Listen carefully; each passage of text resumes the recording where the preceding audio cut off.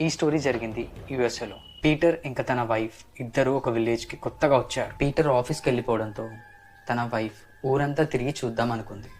Peter wife ఒకటి గమనించింది, villages దగ్గర ప్రతి ఒక్కరి దగ్గర పెట్స్ ఉన్నాయి. ఆ పెట్స్ని చాలా అంటే చాలా ప్రేమగా పెంచుతున్నారు. అలా వాక్ చేస్తూ చేస్తూ విలేజ్ అవుట్స్కట్స్కి వెళ్ళిపోయింది. అక్కడ తనకి ఒక పెద్ద చెట్టు కనిపించింది.